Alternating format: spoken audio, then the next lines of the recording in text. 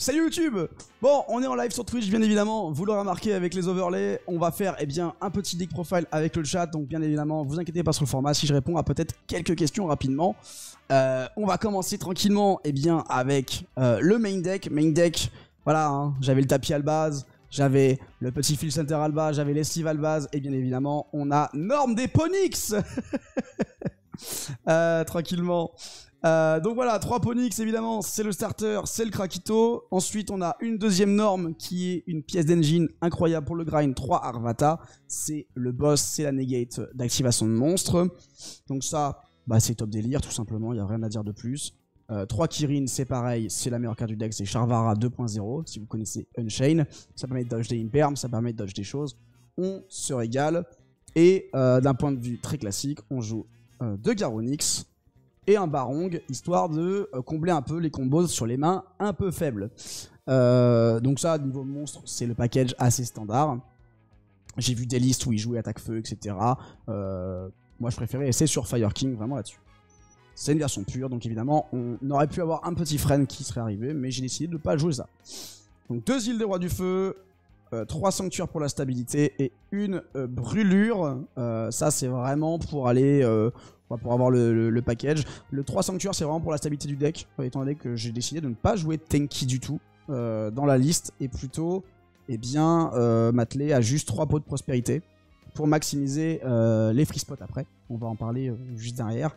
Donc voilà, ça permet juste d'avoir... C'était à peu près des ratios, hein, je pourrais vous montrer plus en live le petit Google Sheet avec les petites mathématiques derrière.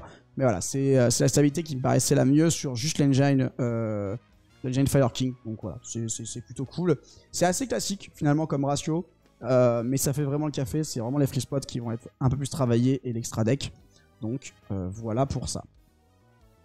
Fait assez. Tac, tac, on met ça de côté. Donc voilà, ça faisait 1, 2, 3, 4, 5, 6, 7, 8, 9, 10, 11, 12, 13, 14, 15, 16, 17, 18, 19, 20, 21 cartes avec Prospect, et on ajoute bien évidemment 5 petites cartes qui sont l'engine Diable Star, voilà, pour stabiliser. Donc on arrive à 26, ça nous laisse 14 places derrière pour les free spots qui sont en fait des entraps tout simplement.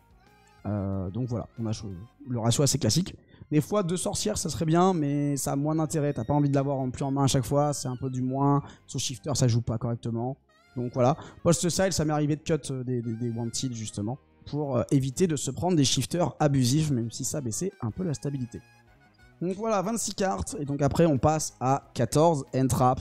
Donc évidemment on joue un deck feu, on a besoin de matos feu. Donc H c'est une carte de Krakito, on peut la recycler avec Little Chimera. Ensuite, notre deck c'est littéralement Snake Eye en moins fort, hein.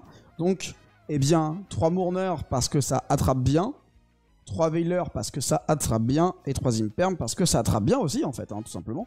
Donc ça c'était vraiment les entraps un peu line-up classique. Ça a été vraiment pour gérer pas mal de decks combo, et notamment Snake Eye, qui allait être évidemment très représenté.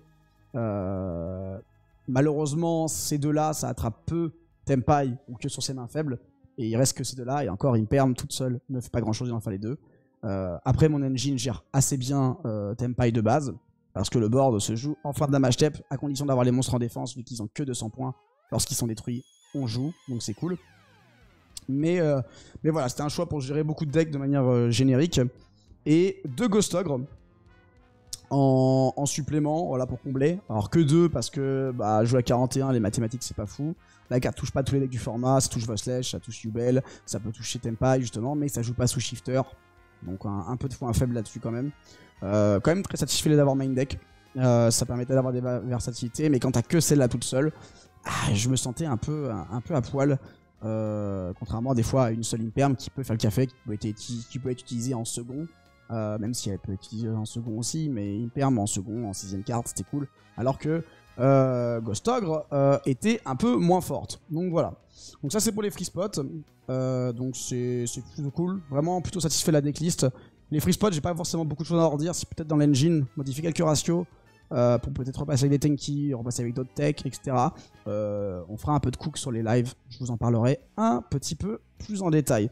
Pour l'extra deck, concernant déjà les liens 1, un Almirage pour transformer les entraps en en feu ou passer sur la ligne de play Ponyx Arvata, un renoncer Anima évidemment pour récupérer la Kirin sur Wolf, et une Kagari parce que j'ai dans le side une petite tech que j'aime beaucoup. C'est des cartes qui peuvent bouger, même si je l'aime énormément. Vraiment c'est une carte qui génère, avec drone, qui génère vraiment énormément de body, ce que le deck ne fait pas aussi bien que par exemple Snake Eye. Donc justement, c'est une carte que j'aime beaucoup. Une Lottle Chimera qui transforme les mains faibles en mains intéressantes, qui permet de faire par exemple Ponyx plus H, H Blossom, la recycler justement pendant le tour adverse et du coup la récupérer en main et d'avoir voilà, un bon cycle avec la petite chimère de la paresse. Qui d'ailleurs j'ai attrapé un deck haut avec ça en side event, bon c'est pour l'anecdote, mais voilà, donc ça c'est assez rigolo. Mine de rien c'est une lien de générique feu, donc ça va, ça se fait plutôt bien. Quand t'as des mains un peu bizarres. Avec ça, pour la ligne de play Zealantis, quand il n'y a pas de body en face, un Phoenix, en plus c'est un pet MP, lien 2 générique feu, la ultra générique, 2 monstres de noms différents. Même les tokens, en fait, pour générer par drone permettent de le faire, donc j'ai beaucoup aimé. Et une SP Little Knight, alors elle m'a pas du tout servi du tournoi sur le championnat, enfin très peu, elle m'a servi peut-être de manière anecdotique. Ça fait partie des cartes, ironiquement, je vous le dis, que j'hésite à cut. Pour la blague. C'est pas une blague, c'est... En fait, la carte, elle est bien, mais elle est très spécifique. Et généralement, t'as pas envie de te permettre de cut une battle, alors que t'as des monstres comme Garonix qui peuvent générer 3009 d'attaque, ce qui est conséquent.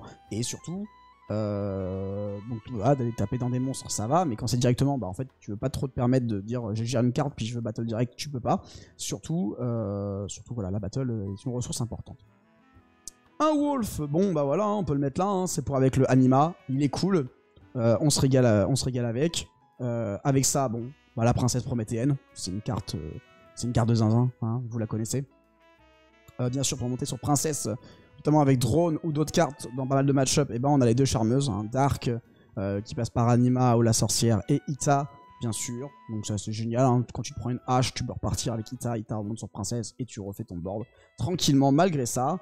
Et en autre carte, on a donc évidemment Ambulène d'un côté, et je vais mettre le Typhon pour commencer, et après je vous montre la suite. Donc voilà, pareil, hein, ça c'est pour les boards classiques, Typhon c'est spécifique. C'est un peu les deux cartes un peu situationnelles, ces deux-là, qui sont très génériques, qui sont très agréables. Le Typhon m'a servi pas mal de fois, mine de rien, sur des mains un peu bizarres, où je sais que je vais pouvoir jouer pendant le tour adverse, et du coup je finis sur un Typhon, je gère les cartes qui me dérangent, et je joue pendant le tour adverse. Donc ça c'est pour les premières cartes, il en reste évidemment 3 autres encore.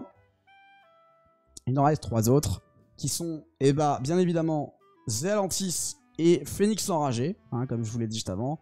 La ligne de play Zealantis, je la jouais pas jusqu'à présent, j'ai beaucoup joué Access Code parce que je jouais Droll main. Droll que je trouvais pas incroyable dans le format, même si ça peut attraper des decks, je trouvais la carte naze. Donc je l'ai pas joué.